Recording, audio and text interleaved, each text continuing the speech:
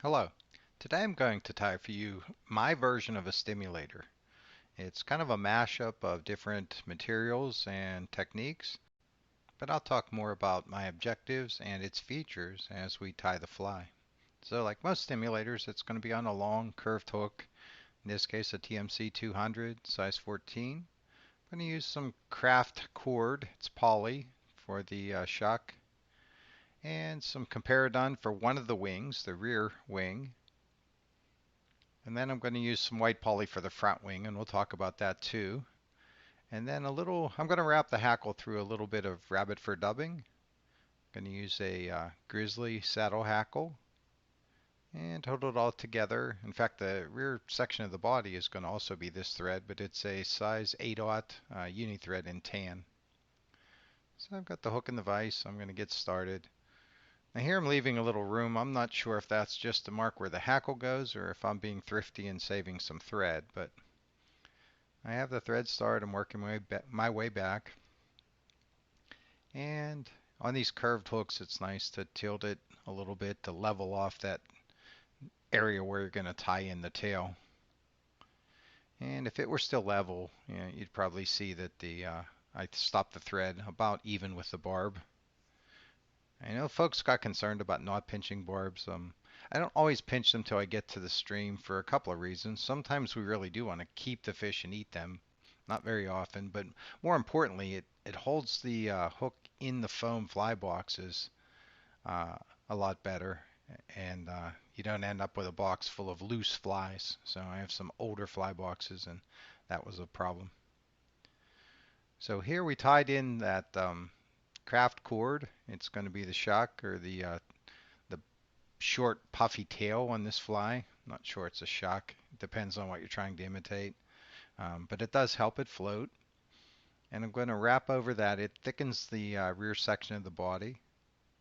So I'm left-handed, and when I wrap uni thread, it kind of unwinds and flattens out, or untwists and flattens out for me. So you'll see I get a pretty decent body without having to stop and spin the bobbin.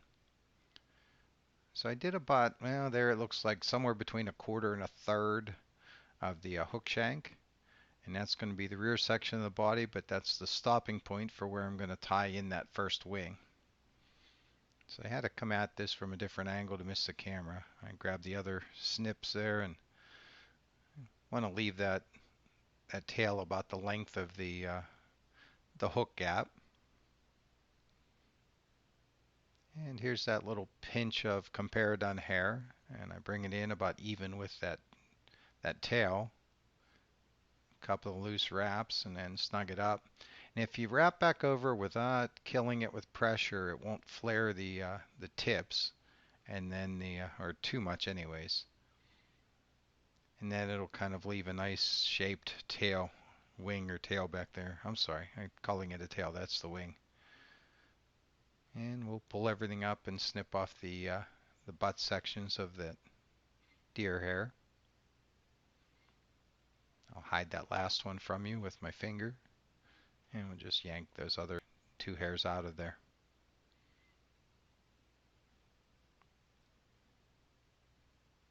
So I'm going to go back and put another loose wrap or so around that wing to collect. I keep wanting to call that a tail. And there I've kind of established what the middle third section of this body is going to be. And I'm going to make a thread loop so I have a tag end so that I can I'll do that same technique for you'll see wrapping over a hackle or counter wrapping over a hackle. So snip one leg and put it in the material clip. And we're going to use a little dubbing. And feel free to substitute. I had some spiky squirrel that I almost used. There's enough on this fly to float it that I wasn't too worried about using rabbit. In fact, it'll absorb floatant, and that probably does more good than harm. So make about a 2-inch noodle of that rabbit for dubbing. Want it to be a little spiky. And we'll start in the front and kind of level things off.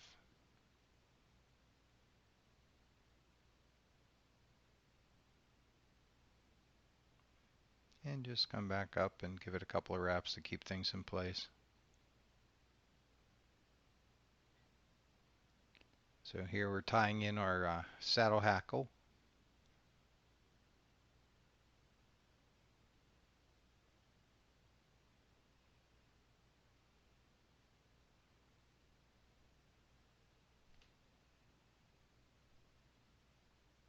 And I'll come in and not so deftly snip off the extra stem there, but I didn't knock the thread out, and I didn't take off anything that I didn't want to, so. And this is a good place for whip finish so things don't come loose.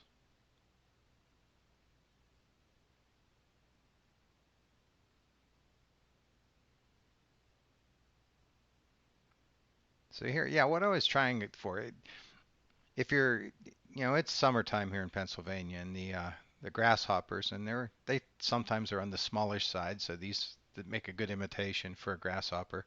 The bigger bugs have been out, and there's a few of them that might still hatch.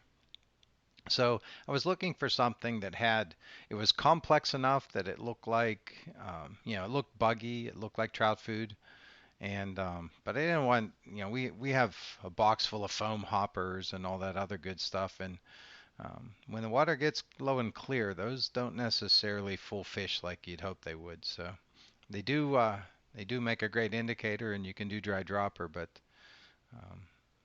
that's not really what I was after here. So we wrapped the hackle back and counter wrapped it with that piece of thread that I left. If you're uncomfortable, I probably should have used some hackle pliers to make sure that didn't get away, but I got away with it. And since I'm going to tie in another wing, I'm going to want to snip out well, we have to clean up a little bit first, but I'm going to want to snip out the center section of the hackle on top.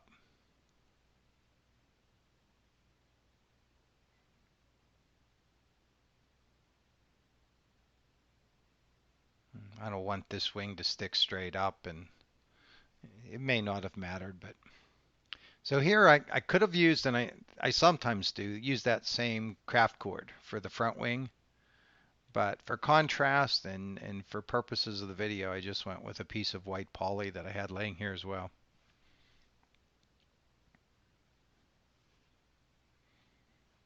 Which I'm gathering up as we sit and watch the thread just kind of hang there. Here we come. All right, so this is I have a couple different sources or types of white poly. This is the straighter stuff, which is good for some of these wings. The kinky stuff, if you don't want to post, the kinky stuff, I like it better. I think it traps more air. Um, but I think in this case, I want this to kind of stick back and look more like the Longtrude type wing.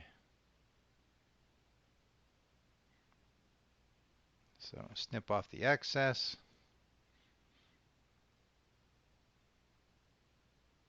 And here I want to trim that wing about the same as that first, the deer hair wing. So just kind of to continue that arc, but make sure you don't snip it too short and take some of the deer hair with you.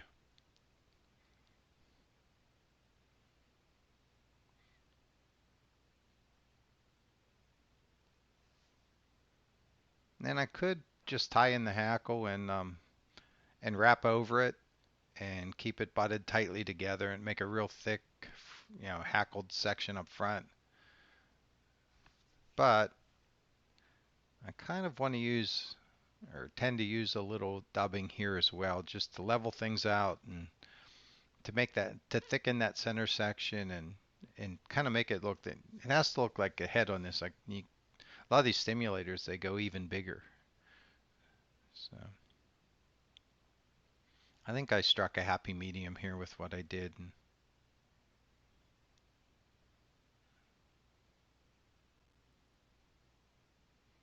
And the other thing, and I've gone both ways on this, but I did it for contrast here.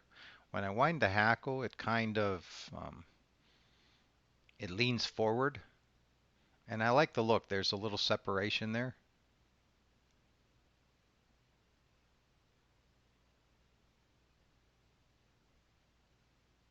but I'm not sure I have a real strong preference, and I guarantee the fish don't care much either.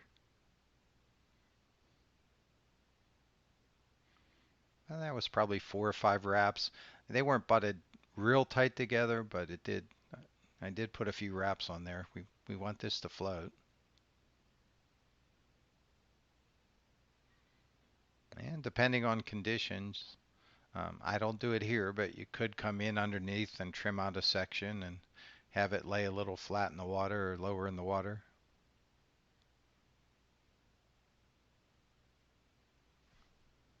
So we'll take off the remainder of that hackle. I trapped a couple of fibers, and we'll get a whip finish on this thing before we do the final cleanup. And a little point here too. So I kind of finished. You can wrap your whip finish back towards the hook bend a couple of turns and then come back over it. It's nice to finish up front. We talked about that before, and guys will tell you that last turn or two, if it's toward the front, makes a tighter knot. And if it takes an extra wrap or two to go back and then come back over it to smooth things out, which is what I did here, it doesn't hurt you at all.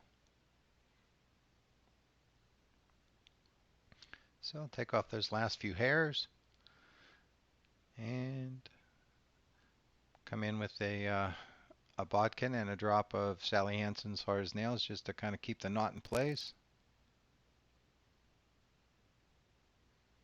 And there you have it.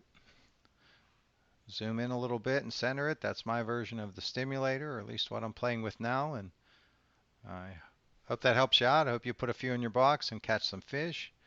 And if you want to learn more about me, look me up on Amazon. And until next time, be safe.